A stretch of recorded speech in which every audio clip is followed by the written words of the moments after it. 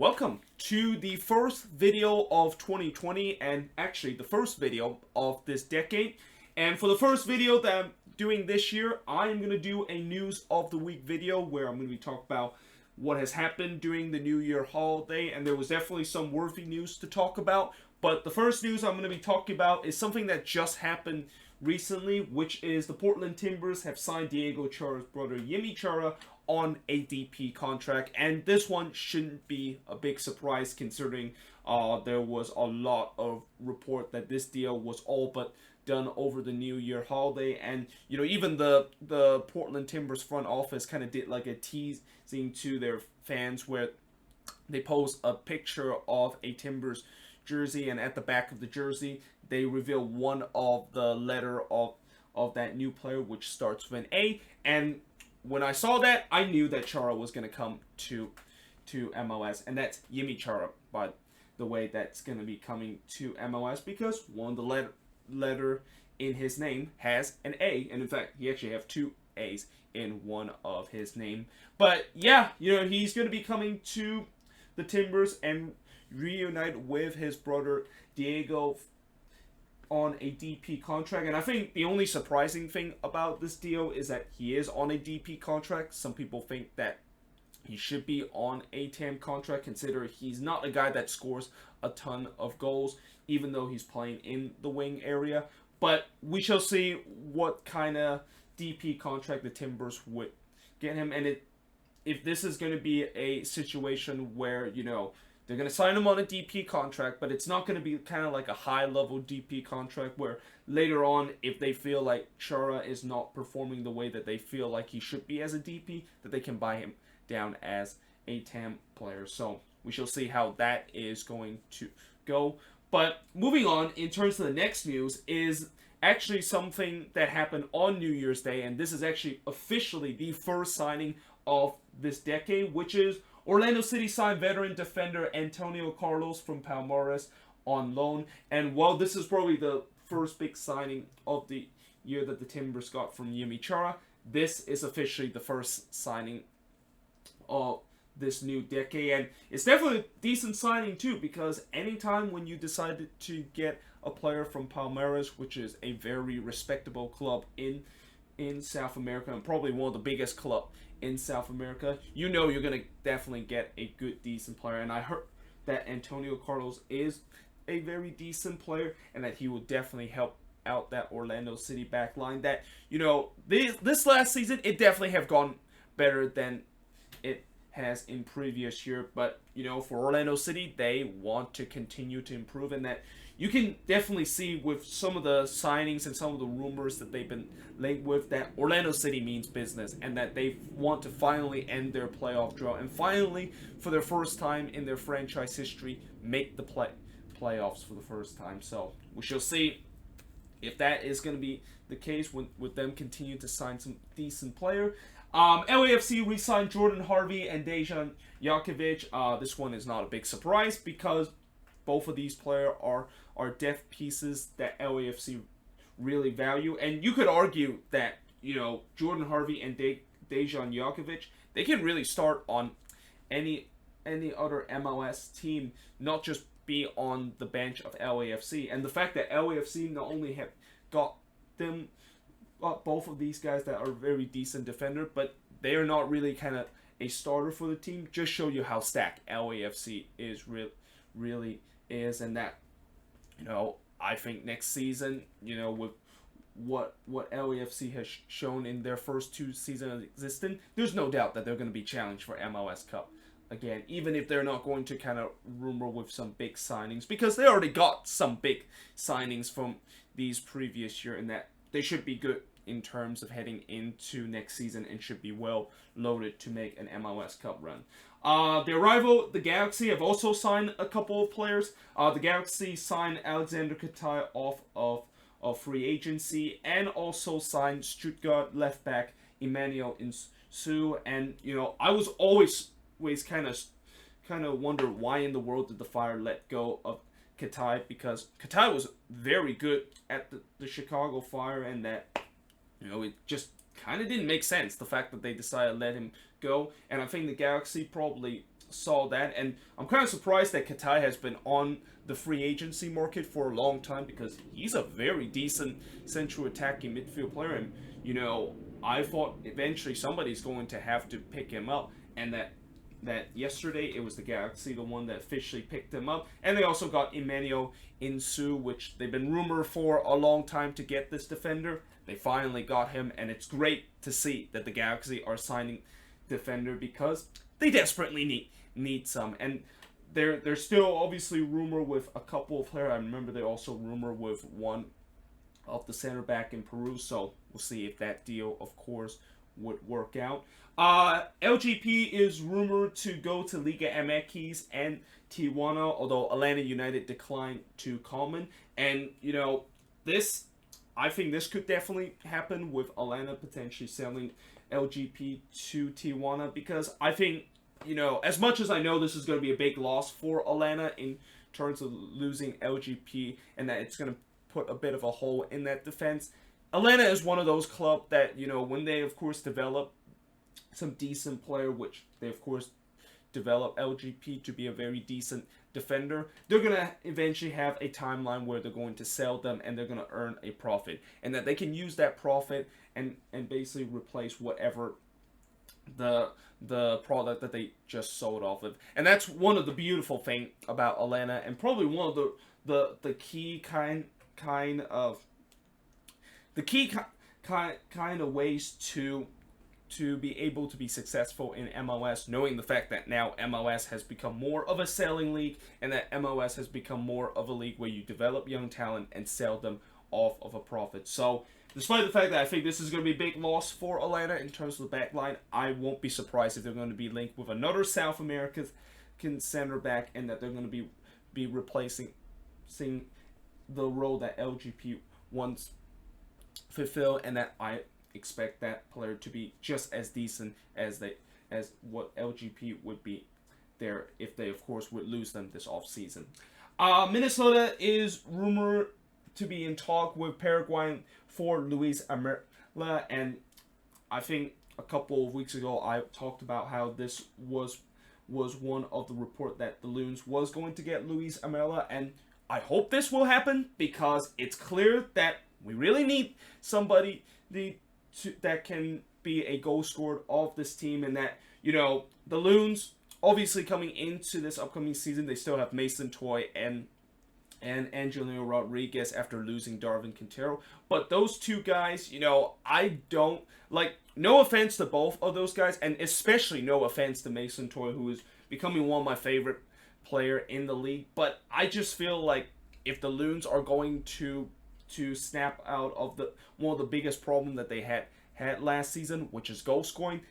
those two guys are not going to be your answer in terms of solving the solution, and that we desperately need another forward, and that I hope this is going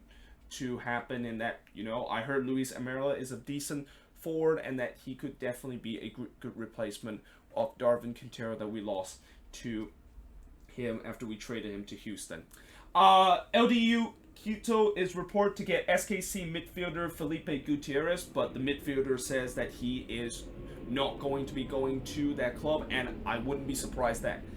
would be true in terms of Felipe Gutierrez saying that he's not going anywhere, because there is no way SKC is letting go one of their best player, and especially the rumor with a club that, didn't the same club rumored to splash $10 million to Sebastian Mendes, and I said that is just a ridiculous claim, and that there's just no way you would see kind of out of nowhere an Ecuadorian club like this would just splash out big money on an MLS player that isn't really worth $10 million. But in terms of this move, I think it's going to be the same case, where I feel like this is just a kind of a random gossip, and that I just don't see how SKC is going to let go of their best player to join another team, even if they're going to get a big profit out of that. NYCFC is rumored to get former SKC midfielder Giordano Zalanem, and unlike SKC potentially is not going to let go of their midfielder Felipe Gutierrez, I have a feeling they could let go their other midfielder Gideon Zalanem, because Zalanem, he's been injured most of the time, and he hasn't really lived up to the expectation of what SKC thought he would be. So, in this case, when you have a player that's been injured a lot and haven't really lived up to expectation with the club that he's been in, you know what he's going to have to do. He's going to probably have to move to another club so that he can get some fresh scenery, and hopefully that would be the case for him if he does go to NYCFC, and that, if he does get some fresh scenery and definitely get some fresh restart with a new club, he can, of course, fulfill the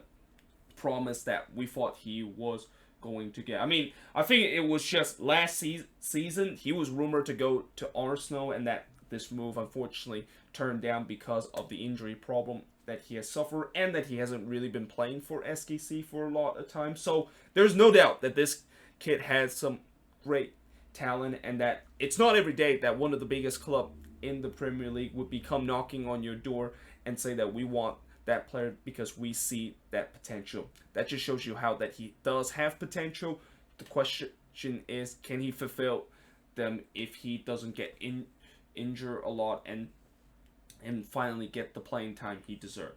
NYCFC is also having a big problem, although I don't think this big problem is something new, because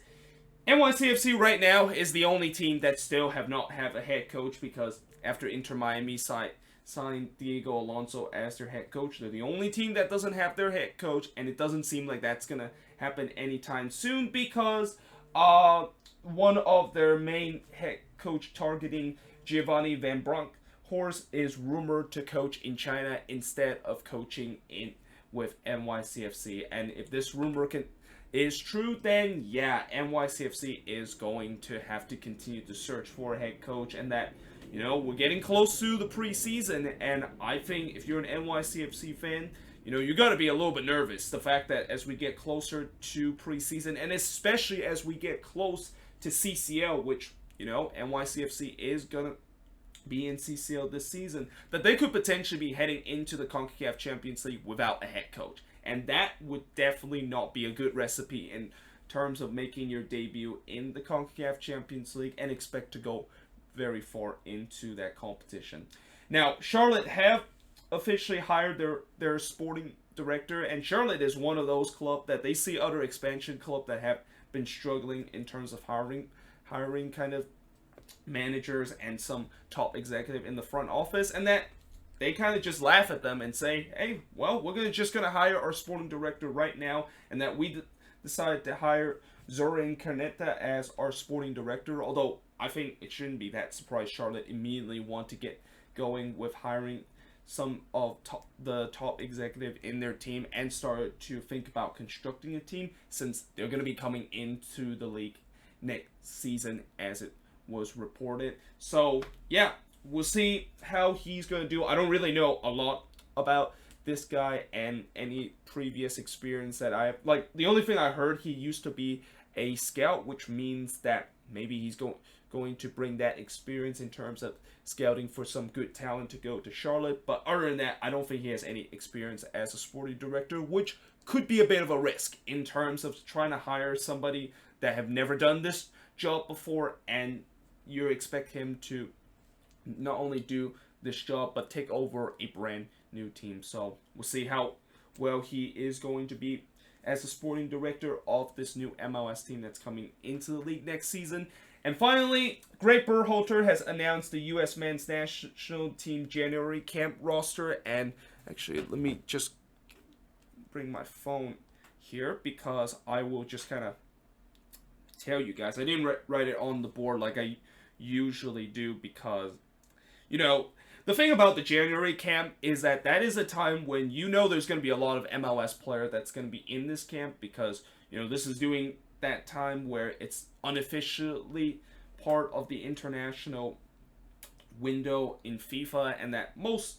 players that the U.S. men's national team are playing in Europe is not going to be part of this roster, but because they're still going to be with their club, and that their club are not, in most cases, are not going to release them just to join the January camp roster. So you're not going to see some big name kind of U.S. men's national team players that currently is playing in Europe that is going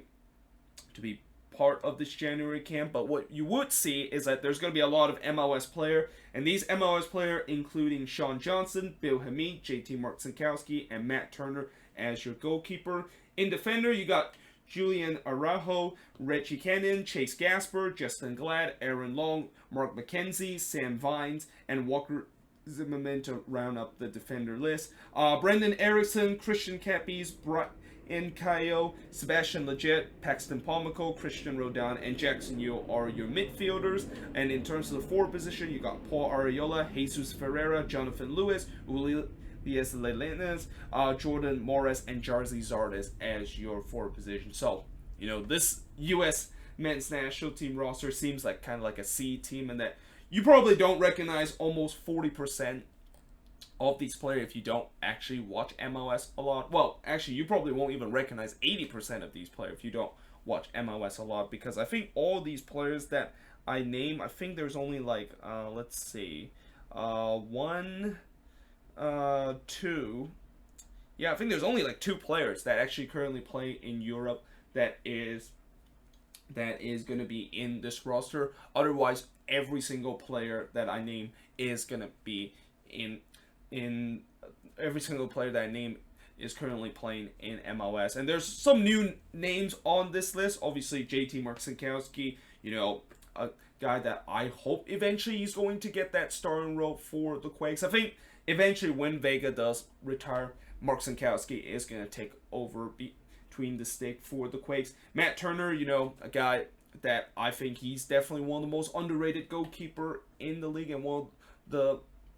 goalkeeper that I don't think a lot of people realize that he is as decent as a goalkeeper as it would be in MLS. You know, you also got some new name like Julian Araujo, guy that hasn't really been getting a lot of time with the Galaxy, even though I feel like he should. Chase Gasper, one of the unsung hero for the Loons, and one of the few time when you go into the draft and get a player from the draft that he can actually turns out to be a very decent player. Other notable names, Sam Vine, obviously a very decent player for the Rapids, and one of probably the most decent homegrown player that the Rapids have produced besides Cole Bassett. Christian Capiz, not really, I don't really know a lot about him. Who else is Ulises Lelenes, another guy that I don't really know a lot about. And yeah, I think the rest, I think these are pretty familiar. And Jonathan Lewis finally getting his chance with the U.S. men's national team. Like, there's been always a lot of talk of when is Lewis finally going to get a shot in terms of joining the U.S. men's national team. And, you know, people thought that when he went to the Rapids that would really deflate his chance of going to the national team, because, you know, everybody knows that if you go to the Rapids, yeah, that's not really a great place to kind of establish your career to the next level. But that's not been the case, and in fact, there's a couple of Rapids players that is on this list. So I feel like this notion of just going to the Rapids and that it can just basically destroy your career because of how bad the Rapids have been, yeah, those notions are no longer true with a couple of players that is being on that list. But either way, I hope you guys enjoy this video. If you do, make sure you guys leave a like, smash the subscribe button. Oh, and one more thing to talk about the January camp roster. So both of well, actually they're going to be playing two games in this January camp, and that the first game they're playing, I think it's going to be in Qatar, and then the second game that they're going to be playing is going to be down in Carson at Dignity Health Sports Park, where they play against Costa Rica. I heard the tickets are starting at $25, which for me, that's still too expensive to go to a meaningless friendly, and especially you're going to a meaningless friendly to watch a U.S. men's national team that, you know, 80% of that roster is not going to be part of the main senior team when they are in the World Cup qualifying or potentially heading to the World Cup in 2022. But yeah, there you have it. I hope you guys enjoyed this video. If you do, make sure you guys leave a like, smash that subscribe button. As usual, if I missed some important news on this board, which I think by the time I upload this video, I probably would, because I'm doing this video right around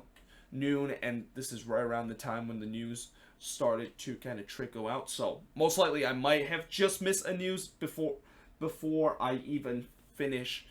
doing this video. But if I do miss some news, I'll probably cover it in the next news of the week, or you can let me know in the comments below